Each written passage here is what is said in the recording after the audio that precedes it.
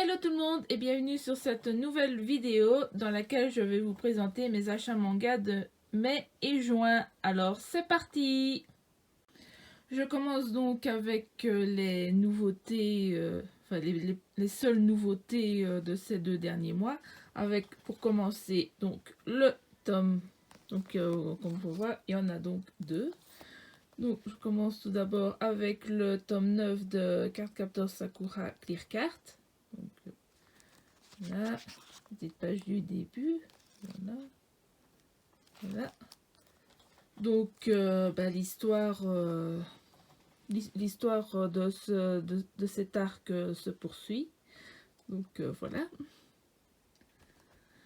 Et enfin, et ensuite, il s'agit donc tout d'abord du tome 4 de l'Eternal édition de Sailor Moon. Donc, voilà, planche.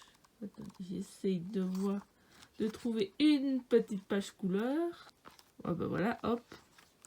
La première, voilà. Toujours, voilà.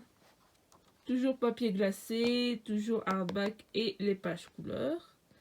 Donc voilà. Bien évidemment, pour les 2 tomes, c'est évidemment les éditions Picard. Ensuite, pendant ces 2 mois, j'ai pu compléter 2 séries. Donc la première, il s'agit tout simplement de Bloom Into You, donc avec les tomes 6, 7 et 8. Donc ça se présente toujours comme ça. Une petite page couleur en début. Et voilà une petite planche. Et ça c'est une petite série donc en 8 tomes des éditions Kana.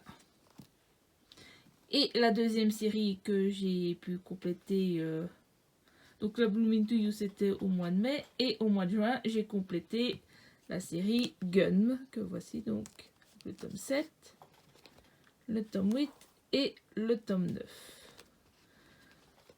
Donc ça, c'est... Donc là c'est une série donc en 9 tomes, enfin pour la série principale. Et c'est un seinen aux éditions Glénat. Ah, et peut-être au cas où, voilà, une petite planche, voilà, pour vous donner une idée si jamais vous ne connaissez pas. Les prochaines séries que je vais vous présenter, ce sont donc tout simplement des suites, donc pas encore terminées. Donc, on va d'abord commencer avec le tome 9 de Nana, donc aux éditions Delcourt Tonkam. Voilà. Donc, voilà, donc petite planche. Voilà.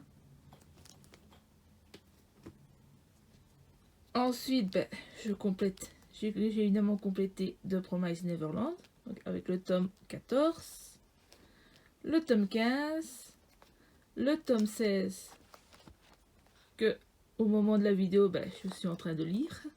Voilà. Et le tome 17, que voilà. Et ça, bien sûr, c'est aux éditions Kazé.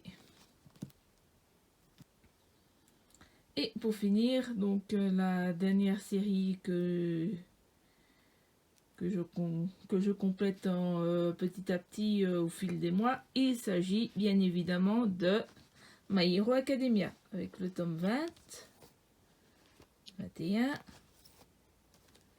22, 23 et 24. Et évidemment, ça, c'est aux éditions Kiyun. Et je pense que je ne dois plus trop en parler. Comme The Promised Neverland, c'est assez connu maintenant. Et c'est là-dessus que se conclut cette petite vidéo achat manga de mai et juin. Donc, comme d'habitude, n'hésitez pas à me dire en commentaire ce que vous en avez pensé, si vous avez des séries en commun, ou même mettre un like, ou même vous abonner. Et moi, je vous dis à la prochaine et ciao!